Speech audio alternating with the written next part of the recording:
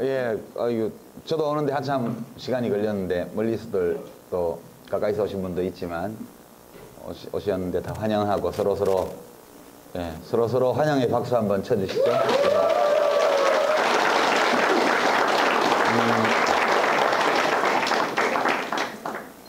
연말이라 보니까 각 지역 광장별로 이렇게 성년 모임들도 하시고 또 저한테 초대장 주신 데도 있고 한데 하여튼 연말 송년회는 또 각 지역별로 재밌게 하셨으면 해요.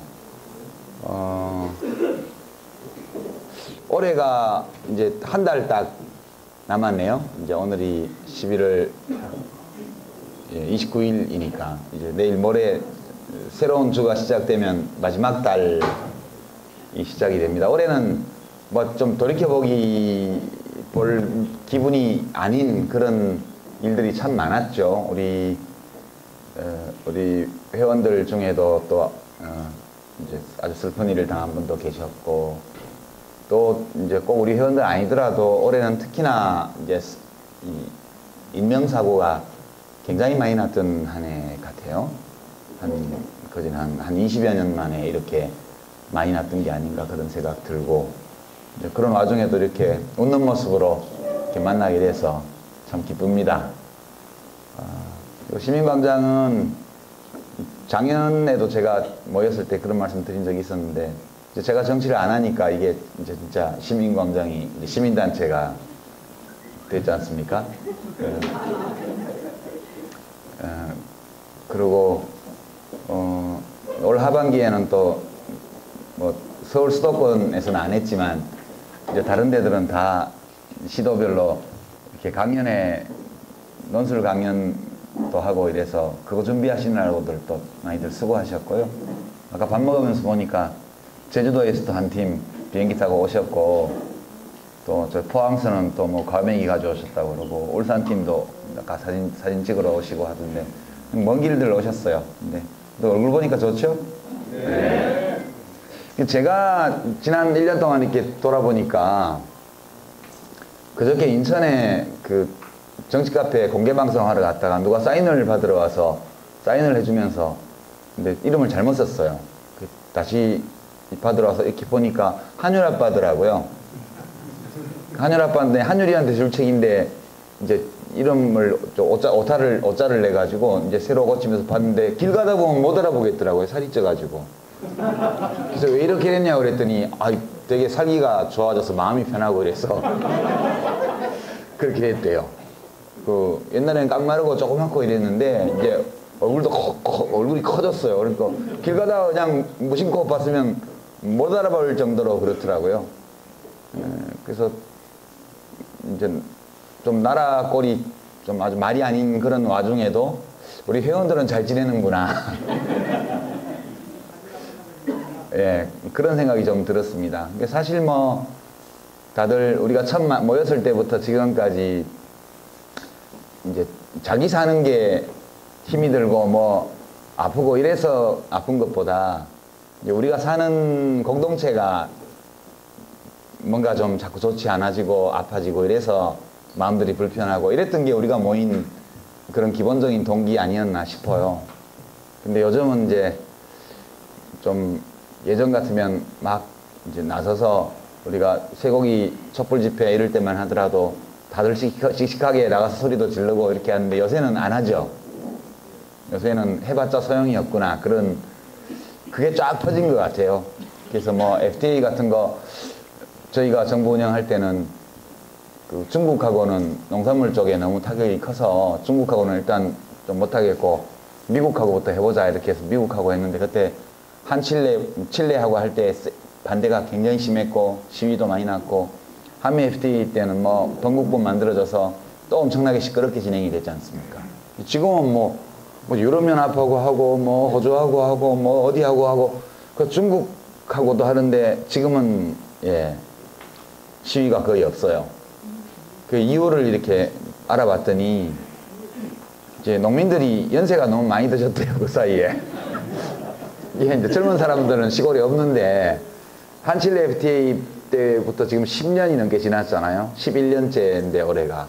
그 사이에 이제 10살씩 더 잡수신 거예요. 기운도 없어지고 그게 첫 번째 원인이고요. 두 번째는 예전에는 데모를 세게 할 때는 그 이제 정책을 반대하고 뭐 이렇게 해서 한 것도 있지만 세게 할수록 정부에서 이렇게 귀를 열고 세게 데모를 하면 할수록 뭔가 대책을 더 내놓고 이렇게 했기 때문에 전국의 농민단체들이 한 10억 원 들여서 세게 하면 한 1조 원짜리가 오고 이렇게 했대요. 그러니까 이제 서울 올라가서 데모하는 게 이게 좀 남는 일이에요. 이제 민주주의가 그런 거죠. 그러니까 당사자들이 목소리를 높이고 여론화를 시키고 이슈화를 하고 국민 여론에 호소하고 이렇게 하면 정부도 그거를 안 들을 수가 없기 때문에 그러면 뭐라도 성의 표시를 하고 이렇게 가는 거죠. 뭐 세상에 정답이란 건 없는 거니까. 근데 지금은 그 이제 이명박 씨가 대통령 할 때부터 데모하면 들어줄 것도 들어주지 마라 이런 식으로 했대요. 그거를 한 6, 7년 지금 하고 나니까 데모하는데도 엄청나게 에너지도 들고 체력도 소모되고 힘도 들고 그 돈도 들잖아요. 근데 돈 들여서 해봤자 아무것도 돌아오는 게 없으니까 이제는 아주 데모하는 게 경제적 효과가 별로 장사가 안 남는 거예요. 그런 게 크고요. 노동자들은 이제는 뭐 경찰 보내서 때려잡고 이런 거를 넘어서서 이제는 뭐 이제 법원에서 뭐 손배 가압류 이런 거 돈으로 이제 눌러버리는 거죠. 그러니까 겁이 나서 요즘은 또 이제 하기가 힘들어졌고요. 그리고 이명박 대통령이 뭐 4대강 같은 거 해서 나라 망친 것도 있지만 제일 안 좋은 영향을 미치는 것은 헌법재판소하고 대법원에 그 솔직히 우리 입장에서 보게 되면 고리타분하고 정말 꽉 막힌 사람들을 엄청나게 많이 보내놓은 게 굉장히 커요. 그저께 무슨 YTN 기자들 회고도 이제 뭐 정당하다고 판결하고 뭐 옛날에 간첩 조작당해서 피해본 분들 그 국가배상금도 깎아버리고 또 뭐 그렇잖아요. 지금 쌍용자동차 그 정리해고도 하급심에서 전부 사실 판단해서 무효라고 결정을 했는데 대부분 간단히 엎어버리고요. 그러니까 이제 사람들이 좀 의지할 데가 없어지고 이제 그렇다 보니까 용기를 내서 싸우기가 이제 굉장히 어려워진 것 같아요. 그러니까 사회적 갈등이 심하더라도 어떤 가야 될 방향이나 이런 것이 뭐 선택 가능한 대안들이 복수로 있고 그 중에 어느 하나를 이제 원해서 서로 충돌하면 그건 괜찮은데 원래 그런 거니까 요즘은 그런 게 없고 그냥 세상이 이렇게 흘러가는 것 같은 느낌이죠. 그리고 각자가 다 이대로 가면 안 되는데 라고 생각하면서도 어떻게 해볼 수가 없는 그런 무력감 이런 것들이 많이 퍼져 있는 것 같아요. 그래서 이제 그런 거 여러분 다 느끼실 거예요 아마. 근데 지금 우리 시민광장이 뭐 한 전국 다 동원해갖고 한 1,000명 모여갖고 광화문에서 뭐 해본들 뭐가 되겠어요? 가면 갈수록 결국 이제 우리 사회가 민주주의가 진전돼 간다는 것이 어떤 점에서 보면은 옛날 같은 열정이라든가 이런 거 열정으로 뭘 바꿔낼 수 있는 게 점점 줄어드는 시대라는 생각이 많이 듭니다. 그래서 야 이게 이제 우리 민주주의 역사가 한 25년 되니까 이제는 선거를 통하지 않고는 뭘 못 바꾸는구나 이제 그런 생각이 자꾸 들어가고요. 한편에서는 그런 생각이 많아지면서도 다른 한편으로는 선거를 통해서 바꿀 수 있는 어떤 현실적 가능성 이런 것들이 잘 눈에 안 보이니까 그러니까 또 답답하고 이런 상황 같아요. 이제 이런 상황에서는 그냥 일단 우리들 각자라도 잘 지내는 게 중요한 것 같아요. 지금 잘 지내야 나중에 힘내서 뭐 할 수 있을 거 아니냐는 생각 들고요. 힘내서 뭐 할 수 있는 시기가 올 것 같아요. 제 생각에는. 그게 계속 이렇게 갈 수는 없는 것이거든요. 그래서 어느 시점에선가 뭐 선거를 통해서든 혹은 다른 방법을 통해서든 필요한 변화에 대해서 사람들이 많이 생각이 모이고 그리고 그것이 어떤 흐름이 되어서 이제 그걸 표출시킬 수밖에 없는 그런 시점 이런 것들이 올 거라고 저는 생각을 합니다. 그렇게 생각하고 그때 좀 에너지를 많이 발산을 하려면 평소에 에너지를 좀 비축해놔야 되지 않냐 그런 생각 들어서 우리 회원 여러분들 얼굴이 좋아지시는 거 저도 좀 옛날보다 나아졌잖아요. 그죠? 예. 이게 좋은 거라고 봐요. 이렇게 예, 얼굴이 좋아지게끔 잘 지내고요. 그리고 어떤 분노라든가 이런 것이 있을 때는 다 터뜨리지 말고 좀 안에다가 스트레스 받으면 쌓아놓지 말고요. 그냥 이렇게 탄약 창고에 포탄 쟁이듯이 그렇게 차곡차곡 좀 쌓아놨다가 나중에 한꺼번에 좀 어떤 형식으로든 그걸 터뜨릴 수 있는 그런 때가 이제 올 거라고 보면서 그렇게 갔으면 좋겠습니다. 좋겠고. 여러분들이 그 전에 이제 지역에서 봉사 모임이나 이런 것 지금도 하고 계시고 다들 그러고 이제 생활 속에서 어떤 직업과 관련된 업무나 이런 것들도 잘 해나가시리라고 보고요. 우리 지난 1년간 이제 시민광장 대표 일꾼으로 일하셨던 우리 보람님은 시도 때도 없이 AI가 터져가지고 다골이 돌보느라고 굉장히 분주하신데 그 와중에도 우리 집행부 분들하고 같이 1년간 끌어오시느라고 애 많이 쓰셨어요. 박수 한번 해주시죠.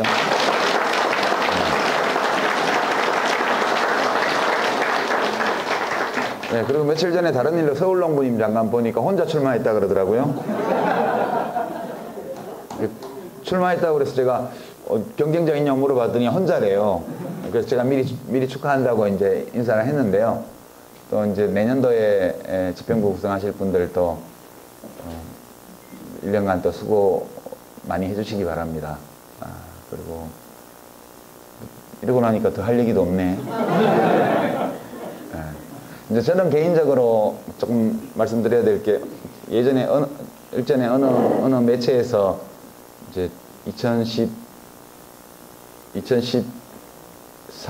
지금 14년 2016년 총선 앞두고 이제 유럽으로 간다 이런 기사 보셨죠?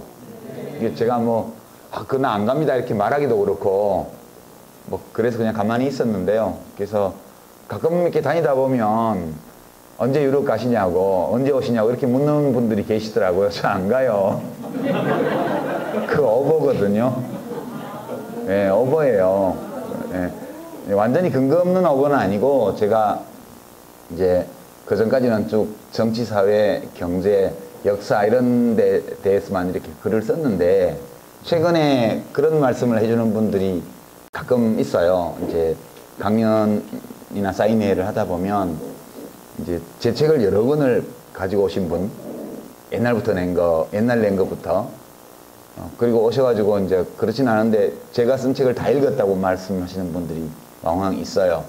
그런 분들 중에 이야기를 나누다 보면 이제 책을 신간도 보다 보면 중복이 좀 있더라고요. 이런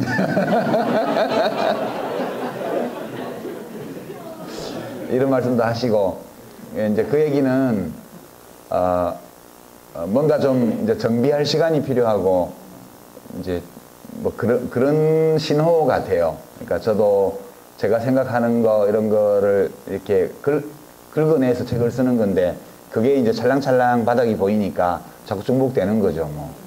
예. 한계가 있잖아요, 사람이라는 게. 그래서 이제 당분간은 이제 그런 소위 말하는 아주 고도의 지적 긴장을 요구하는 책을 쓰는 거는 좀 시간을 좀 가져야 될 것 같다. 이렇게 직업이 이거다 보니까 1년에 한 권씩은 써야 되니까 먹고 살아지고 이러니까 계속 1년에 한 권씩 쓰다 보면 쓰는데 한 6, 7개월 걸리면 공부할 시간이 또 별로 없잖아요, 사실은. 그리고 책 한 권 내고 나면 또 강연 다니느라고 한 2달 바쁘고 이러니까 공부도 안 하고 연구도 안 하면서 계속 쓰기만 하니까 이게 이렇게 되는 거구나. 그런 느낌이 굉장히 들어서요. 이제는 그렇게 중복 안 되는 책을 좀 써야 되겠다. 그래서 이제 지금 글쓰기 관련 책, 이거는 이제 중복이 안 되는 거니까 한 번도 써본 적이 없는 책이니까요. 이제 지금 2권짜리로 기획을 하고 있습니다. 하나는 그냥 생활 글쓰기나 혹은 자기 직업 생활과 관련, 요새 글 쓰는 일이 따르는 직업이 굉장히 많지 않습니까? 그래서 이제 그런 시민들이 일반적으로 참고할 수 있는 그런 이제 논리적 글쓰기에 대한 책 하고요. 그 다음에 수험생을 위한 가이드북을 부록으로 만들어서 2권짜리를 만들 생각이에요. 논술 시험을 보는 거는 그냥 평소에 글 쓰는 거하고 아주 다르거든요. 그래서 이제 또 이 부록으로 쓰는 거는 금년에 강연 다녔던 거를 좀 이제 미끄럼 삼아서 그렇게 이제 쓸 계획이고요. 이제 올해 겨울에 내년 봄 될 때까지 꼼짝 않고 이제 들어앉아서 쓰면 이제 대충 작업이 되지 않을까 해서 잘 진행되면 내년에 한 5월 달에나 책이 이제 나올 수 있을 것 같고요. 1권이 먼저 나올 수도 있고 같이 나올 수도 있고 지금 그렇습니다. 그 다음에 그 오보가 나온 배경은 제가 이제 르뽀나 이런 형태의 글에 좀 관심이 생겨서 제가 그때 이제 요리책 얘기했을 때 그게 르뽀였거든요.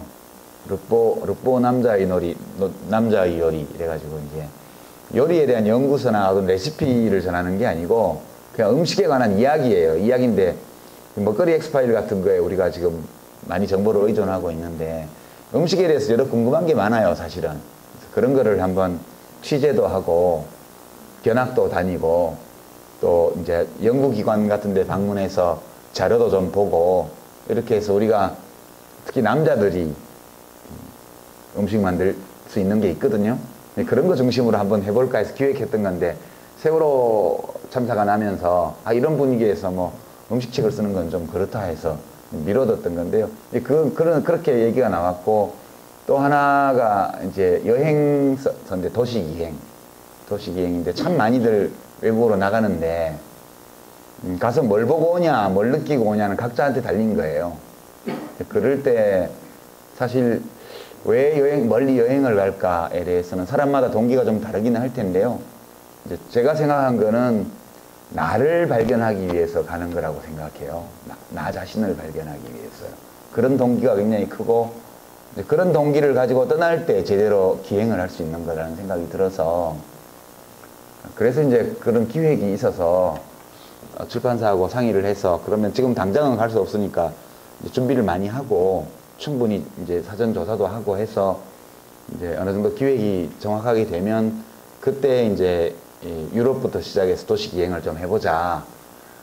그러니까 이제 그 얘기는 그냥 왔다 갔다 한다는 얘기예요. 가서 사는 게 아니고 그냥 일주일, 열흘, 보름 이렇게 갔다 오는 거예요. 어디 가보고. 사람들이 보통 일주일짜리, 열흘짜리, 보름짜리를 많이 가잖아요. 예, 그러니까 이제 그 정도 시간으로 좀 다녀보면서 좀 이제 거기를 실제로 가본 사람이든 안 가본 사람이든 되게 그 도시기행을 통해서 우리 인간에 대해서 또 역사에 대해서 또 우리가 살면서 많이 추구하는 그런 가치에 대해서 우리 삶을 풍요롭게 만드는 예술에 대해서 이런 등등의 이야기들을 한번 엮어보면 좋지 않냐 그런 기획이었어요. 그래서 이제 그거 한번 해봅시다. 장기적으로. 그건 뭐 하루 이틀에 할 수 있는 게 아니고 길게 시간을 두고 하는 거니까 그렇게 해서 그걸 기획을 한 건데 언제 갈지도 몰라요. 그게 기획이 다 끝나고 자료조사가 되고 충분히 돼야 그때 갈 수 있는 건데 어떤 기자가 그 얘기를 듣고는 이제 제가 아주 총선을 피해서 아예 유럽에 가는 것처럼 그렇게 기사를 내서 이제 어떤 분은 블로그에 아듀 유시민 이런 글도 올리시고요. 그동안 애 많이 썼다. 그러니까 뭐 열심히 일한 당신 떠나라 이런 식의 그 고별사도 블로그에 올리기도 하고 그러더라고요. 제가 나서서 저 아니고요 이렇게 얘기하기도 그렇고 근데 여러분들께는 그게 그렇게 됐다는 말씀을 드립니다. 어디 안 가요. 어디 안 가고 총선 때는 나도 자원봉사를 해야지. 옛날에 저도 출마할 때 많은 분들이 여러분들이 늘 자원봉사 해주셨는데 저도 누군가를 위한 자원봉사를 해야죠.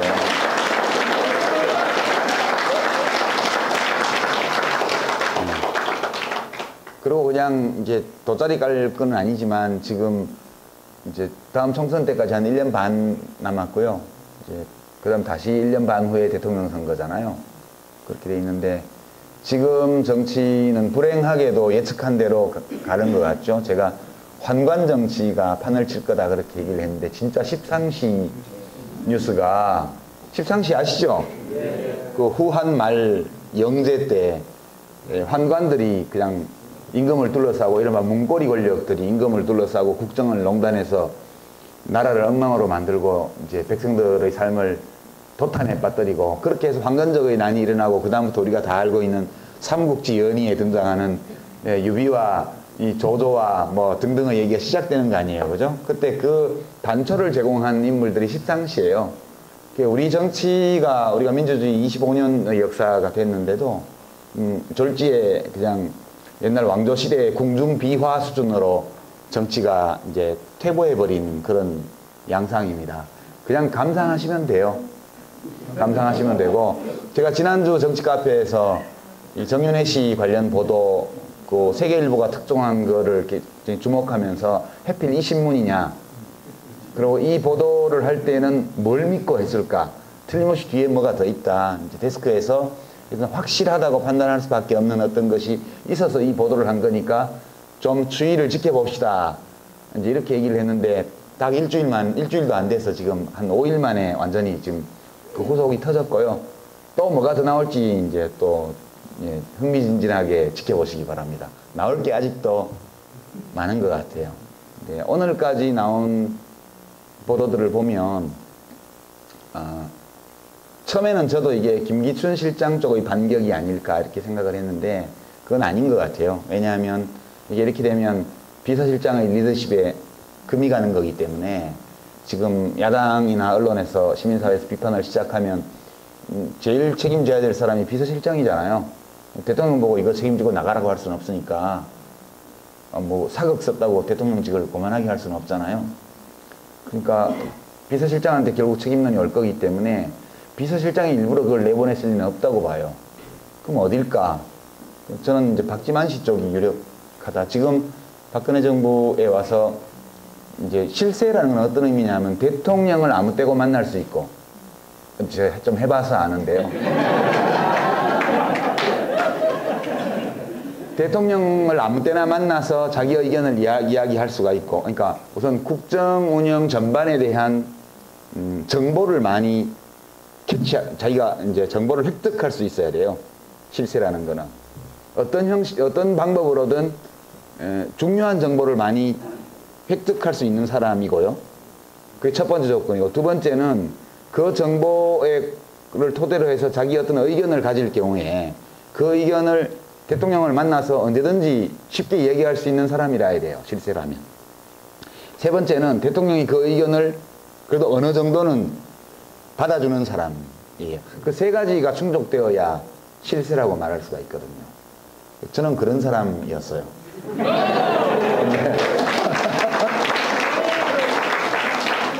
물론 이제 안 받아주신 것도 들어있지만, 이제 받아주고 안 받아주고는 대통령이 판단하실 일이고, 저는 그냥, 그러니까 이제 어떤 식이냐 하면 문고리 권력이라는 게 이런 거예요. 제가 근데 어떤 문제에 대해서 이거는 잘못됐다라든가, 또는 이거는 꼭 해야 되는데 대통령께서 이런 게 있어요, 저한테. 그럼 예컨대 이거 노인복지를 좀 더 해야 되는데, 보육비 지원을 더 해야 되는데 대통령이 공약하신 것도 있는데 이대로 가면 안 되는데 싶어서 내가 보건복지부 장관을 해야 되겠다는 생각이 들었어요. 예를 들어서. 그러면 이제 이걸 대통령한테 저 시켜주세요 할 수 있어야 되잖아요. 그죠? 실세라면. 그러면 이제 대통령을 그냥 아무 때나 만날 수 있어야 돼요. 일단 장관 시켜주세요라고 말을 하기 위해서는 청와대를 가야 돼요. 길 가다가 만날 수는 없으니까. 그러면 이제 어디다 전화를 하면 수행실장한테 전화를 한다고. 부속실장이에요. 제1부속실장이 대통령 수행 일정 담당이거든요. 그러면 그 전화번호를 우선 알고 있어야 돼요. 그거 전화했을 때 그 사람이 내 전화 뜨는 걸 보고 받아야 돼요. 그 전화 걸면 받죠, 100%. 난데, 형님 웬일이세요? 이 정도에.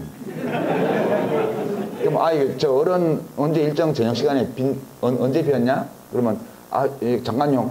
이번 주 목요일이랑, 다음 주 화요일이랑 아직 비었는데요. 그러면 이번 주 목요일에 거기 일단 채워놔.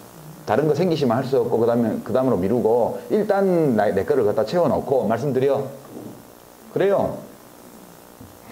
그러면 이제, 좀 있으면 이제, 그러면 일단 그렇게 됐으니까, 말씀드렸으니까, 그때 오십시오. 이렇게 연락이 온단 말이에요. 이 정도 돼야 실세죠. 그러니까 지금 정윤회 씨나 박지만 씨가 실세로 거론되는 거는 그 사람들이 그렇게 할 수 있는 사람들이라는 뜻이에요. 두 번째. 가서 그냥 자기 얘기를 할 수 있어야 돼요. 누구 잘라야 됩니다. 누구를 기용해야 됩니다. 이런 것부터 시작해가지고요. 이 정책은 잘못됐고요. 대통령 재경부에서 환율 지금 조작하는 거 이거 못하게 하십시오라든가 이런 얘기를 막 할 수 있어야 돼요. 그럼 이제 가면 저는, 저 대통령 뭐 장관 시켜주십시오. 복지부.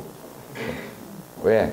아이, 대통령 뭐 어르신들 노무회가 잘 모시겠습니다. 뭐 애 낳으십시오. 나라에서 케어 드리겠습니다. 이렇게 공약해놓고 하신 게 뭐 있습니까? 아니, 뭐 내 탄핵당하고 또 정신이 없어가지고 어쩌고 하신단 말이에요. 그럼 왜, 참, 제가 그럼 가서 할 테니까요. 장관 시켜주세요.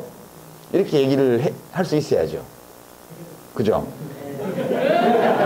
근데 했는데 대통령이 너 안 돼 임마 이러면 곤란해요. 그죠? 이제 그렇게 말씀드리고 나오니까 좀 지나니까 이제 들어오라고 제가 또 갔더니 그러면 이제 곧 정동영 의장이랑 김건태 의장이 이제 당으로 돌아갈 때 그때 김건태 회장 자리에 그럼 네가 가라. 준비해라. 그럼 알겠습니다. 잘 준비하겠습니다. 그러시면 많이 도와주셔야 됩니다. 이렇게 하고 나오니까 나 이제 장관 내정된 거 아니에요. 남들한테 얘기는 못하지만. 그래서 6개월을 기다렸다는 거 아니에요. 자꾸 늦어져가지고. 이런 게 실세거든요. 그러니까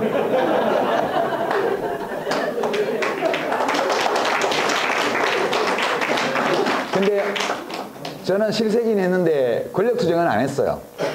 왜냐하면 권력투쟁이 주로 인사와 관련된 건데 주로 인사예요. 아니 예산 가지고 싸우는 거야. 그거야 그 돈 지가 가져가는 게 아닌데. 그렇지만 인사는 그런 게 아니거든요. 인사는 원래 대통령을 오래 모시었던 참모들이 하는 게 맞거든요. 그게. 그러니까 이제 이광재 씨나 안희정 씨나 이런 분들이 인사를 하는 게 맞아요. 그러니까 걷다가 한번 얘기는 해볼 수 있지만 거기서 안 된다 그러면 싸울 수는 없어요. 그런 것은. 서로 하는 역할이 다르기 때문에. 근데 지금 인사를 가지고 지금 붙은 거 아니에요. 그죠? 다 인사를 가지고 붙은 거예요. 지금. 그러니까 적어도 박근혜 대통령이 누굴 만나고 누구하고 밥 먹고 저녁 시간을 뭘 하는지에 대해서 여러 가지 소문이 있죠. 저녁에 뭐 연속극만 본다 하는 소문도 있고요. 아니 진짜 연속극만 본다는 소문도 있고 뭐 안가가 따로 있냐 없냐에 대해서 일체 안 밝히고 있고 뭐 하여튼 지금 그렇습니다만 결국 누가 박근혜 대통령 일정에 대해서 누가 이 영향력을 가지고 있냐. 정윤회 씨예요. 왜냐하면 제1부속실장, 제1부속 비서관, 제2부속 비서관이 다 정윤회 멤버예요. 달성군에 출마했을 때 거기 보좌팀이요. 그러니까 일정 관리를 정윤회 씨 쪽에서 한다는 뜻이에요. 가깝게 누가 제일 가깝냐? 박지만 씨가 제일 가깝죠. 그렇지만 박지만 씨는 일정 관리를 자기가 못해요. 그런 것 같아요. 지금 봐서는. 그리고 이제 김기춘 씨가 비서실장인데 부속실이 따로 있어가지고 뭐 이런 얘기를 국회 와서 했잖아요. 그러니까 제1부속실, 제2부속실이 내 말을 안 듣는다는 뜻이에요. 김기춘이가 그렇게 얘기한 거는. 그러니까 정윤회 씨는 완전히 따로 움직이는 실세고요. 박지만 씨도 공직이 없는 사람이잖아요. 그렇지만 박지만 씨 입장에서 보게 되면 대통령이라는 거는 가업이잖아요. 누구야? 전에 저하고 토론 때 싸웠던 전효옥 씨가 그 얘기 했잖아요. 박근혜 씨한테는 대통령은 가업이고 청와대는 우리 집이고 그 다음에 이제 대한민국은 우리 아버지 나라고 뭐 그런 거 아니에요. 대한민국은 아버지 나라고 자기가 받은 유산이고요. 청와대는 원래 자기 집이고 그리고 대통령직은 가업이에요.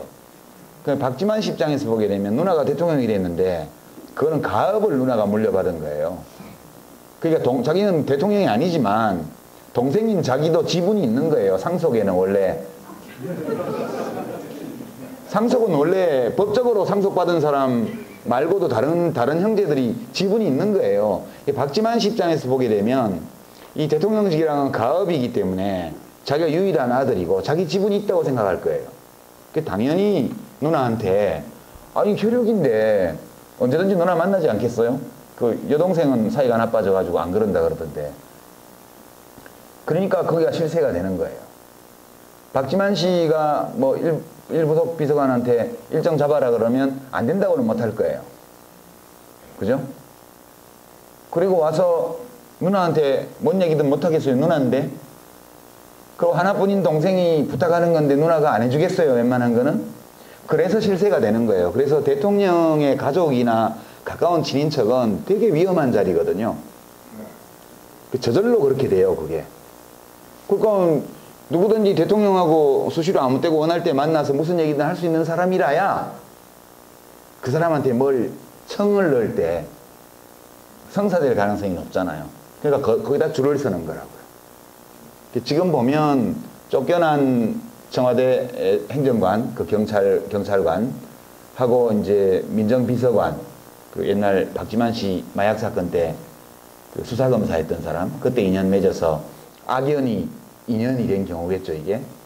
그 라인이 이제 그 민정수석 쪽, 이제 또 그만둔 민정수석, 그 라인이 다 박지만 씨 라인이에요. 그러니까 이렇게 정황을 보면 민정 라인은 박지만 씨가 쥐고 있었고, 부속실 라인은 전부 정윤회 씨가 쥐고 있었던 거예요.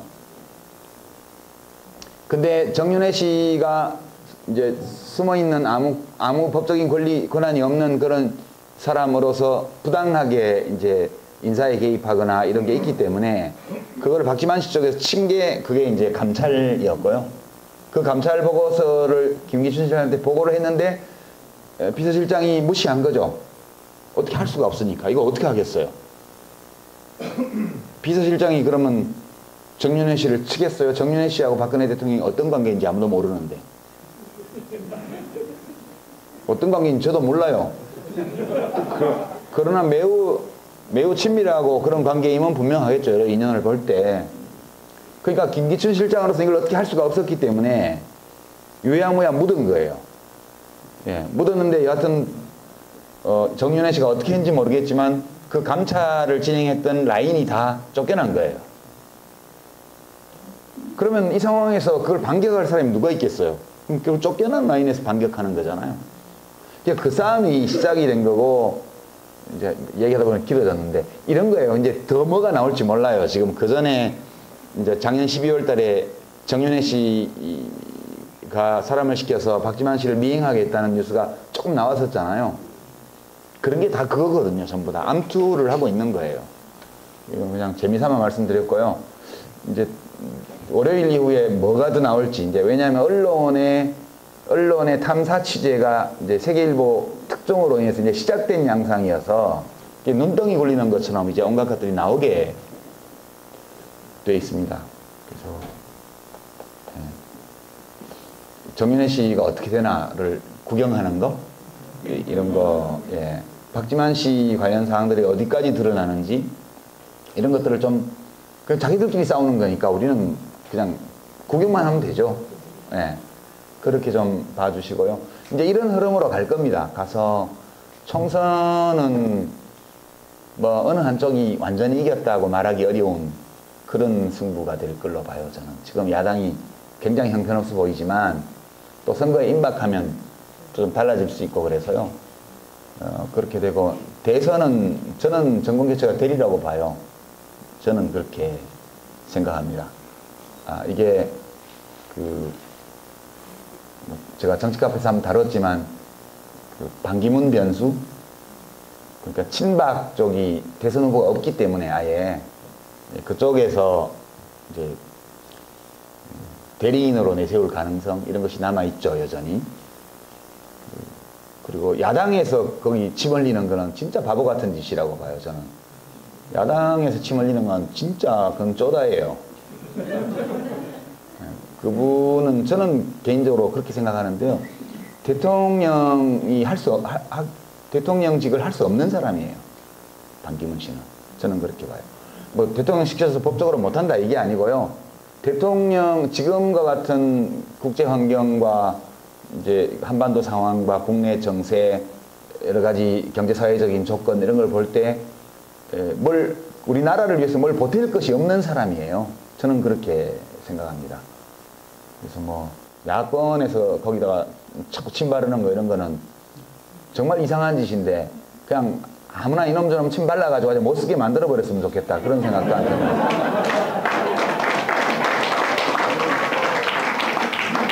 그리고요 정의감이 없는 사람이에요. 제가 이렇게 얘기하는 이유는 이 현 단계에서 우리나라를 조금 더 앞으로 이렇게 밀어나가려면 제일 기본이 되는 것이 정의감이라고 저는 봐요.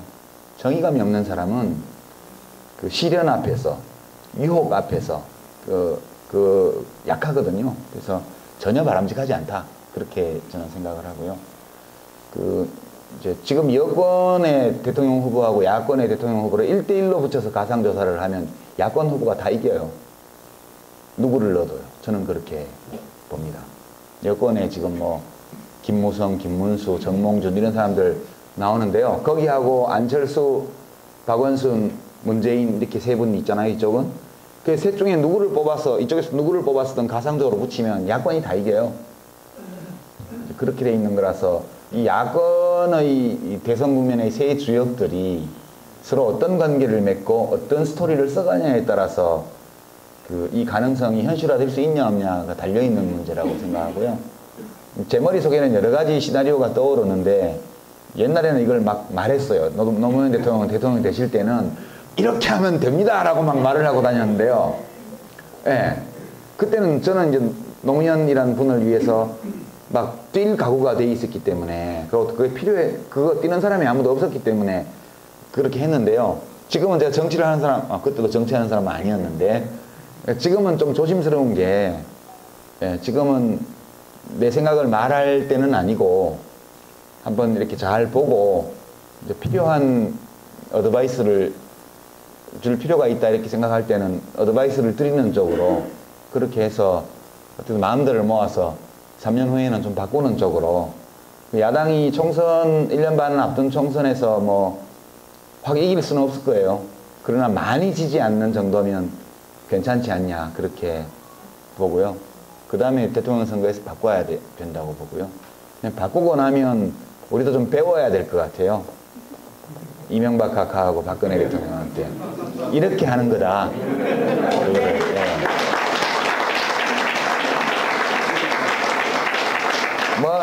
뭘 검찰을 시켜서 뭘 하고 이렇게 하자는 게 아니고요. 뜻을 세우고 밝히고 그러고 밀고 나가는 거예요. 그냥 필요한 변화를 밀고 나가고 물론 이제 큰 차이는 새누리당이라는 이 여당은 대통령을 굉장히 잘 따라줘요. 확실히 그 문화가 있어요.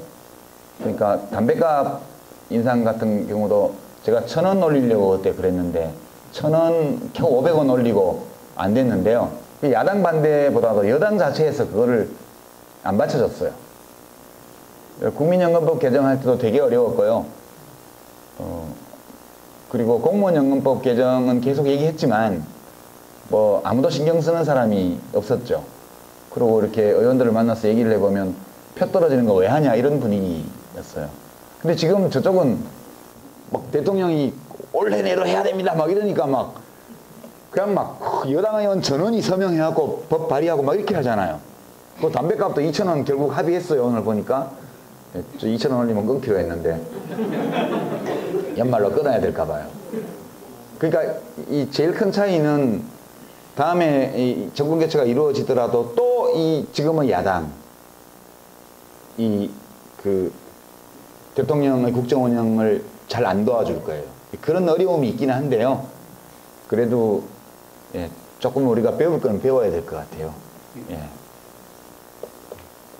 좀 이쪽은 동기가 저질이어서 그렇지 목적이 나쁘고 그래서 그렇지 일사불란하게 정말 잘하거든요.